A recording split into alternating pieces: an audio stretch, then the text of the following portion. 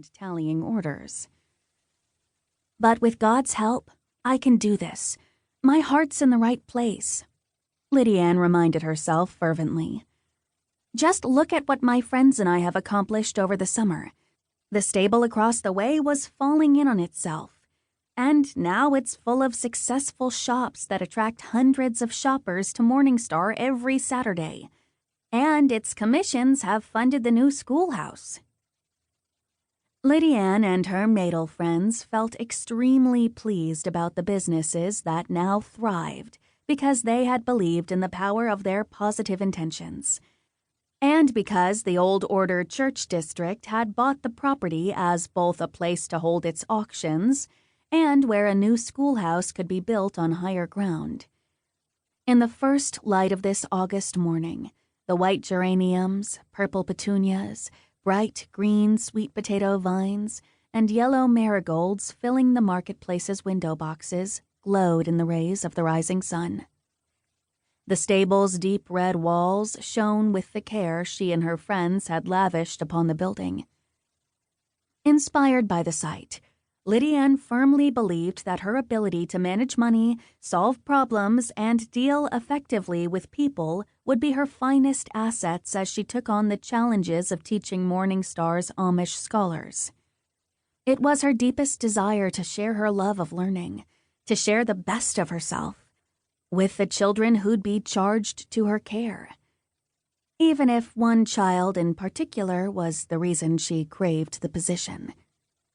Sighing nervously, Lydianne stepped onto the stoop of the schoolhouse and opened the front door.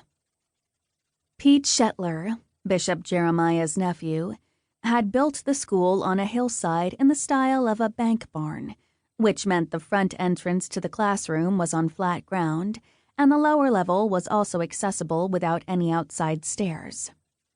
The pungent aromas of fresh varnish and paint, along with the tang of sawed lumber, made Lydianne throw open the windows to let in the fresh morning air. She indulged herself in a moment of standing behind the teacher's desk, centered in the front of the large, airy room. Her heart fluttered at the sight of fresh white walls, low-maintenance tan flooring, and rows of new metal desks and chairs, the front row filled with shorter desks for the youngest scholars. The whiteboard that covered most of the wall behind her awaited whatever instructions she would write with a variety of colored markers. The built-in bookcases at the back of the classroom would soon hold a small library, as well as a collection of textbooks. Sturdy tables along the side walls would provide space for class projects. A stairway led to the lower level, where the scholars would hang their coats and store their lunch buckets when they came in each morning. The prospect of beginning a new job, a new life, in this fresh setting, filled Lydianne with an even greater excitement than she recalled from when she was a scholar, buying paper and supplies as she anticipated each new school year.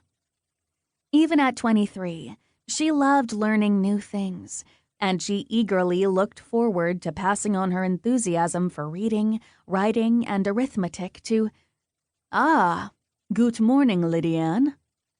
A familiar male voice pulled her from her musings. "Somehow I'm not surprised that you arrived early." Lydianne pivoted, hoping Bishop Jeremiah Shetler hadn't caught her with a sappy, daydreaming expression on her face. "And good morning to you, Bishop," she replied in the firmest voice she could muster. "I couldn't resist the chance to look at all the new desks and equipment before the interview began. Pete did a fabulous job of building our new schoolhouse, ain't so?" The bishop nodded, stepping into the large classroom to admire it. "My nephew has a few questionable habits, but when I see his carpentry skills and the work he can do in short order, when he puts his mind to it, I believe there's hope for him yet," he said with a fond laugh. He winked teasingly at Lydianne. "And maybe if he found a nice young woman who'd marry him." But if I married Pete, I couldn't be the new teacher, could I?" she shot back. Bishop Jeremiah's laughter echoed in the